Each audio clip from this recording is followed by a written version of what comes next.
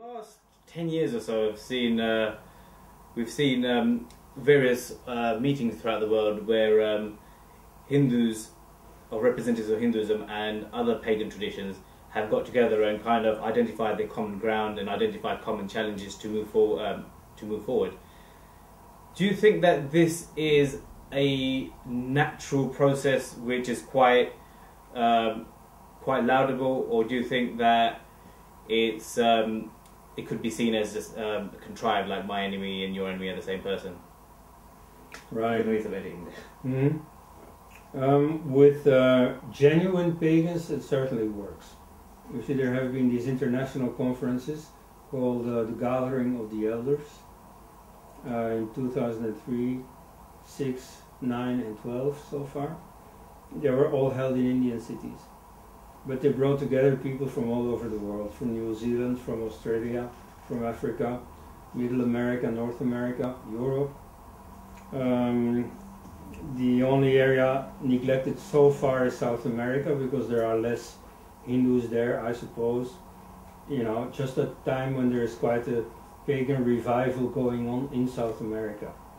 You know, a native Indian revival. Anyway, so it has been quite a success to bring in Maoris, Yorubas, Mayas, Lakotas and so on.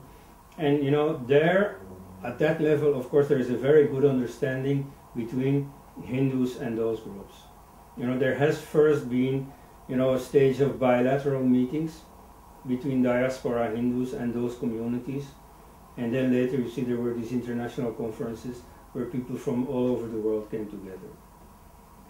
As for so-called neo-pagans, that is to say ex-Christians from Europe and North America, who revert to their own native paganism, you see, sometimes this is a success in its own right. Like in Lithuania, you have quite a neo-pagan movement, and that's quite serious.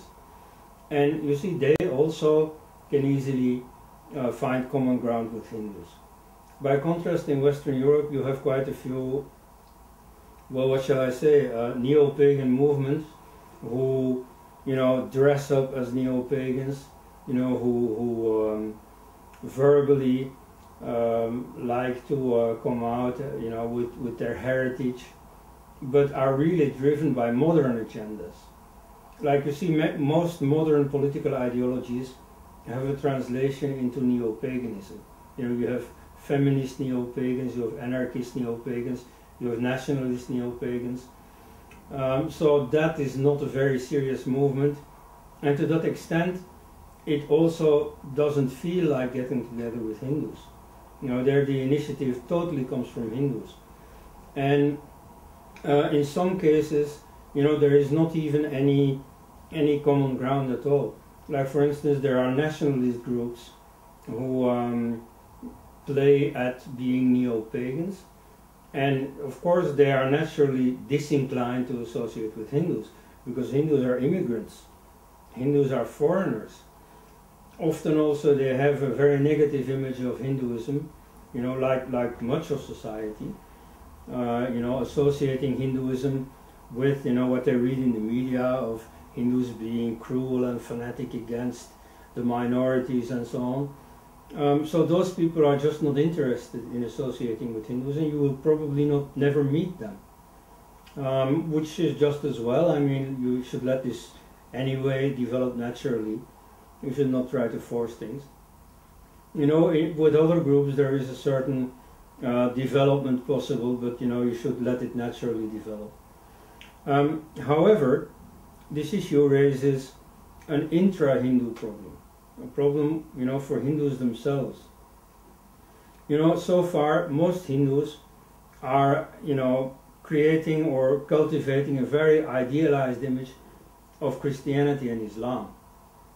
And you see, therefore adopting many of their doctrines, like monotheism, and therefore also adopting their negative image of paganism.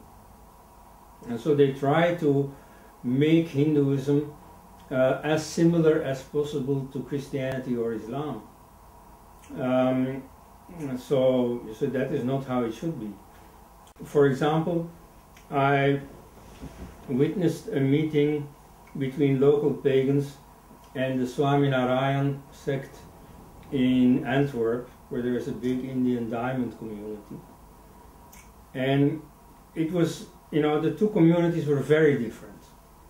The Swaminarayan temple there was very bourgeois, very rich, shiny kind of walls, decorations and so on, like in a upper class house, whereas these pagans were like hippies.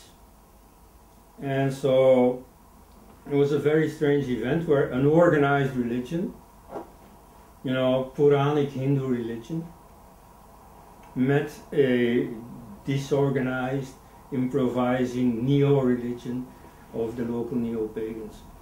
So you see that still poses its problems, that creates a feeling of strangeness, but in the long run it can be overcome.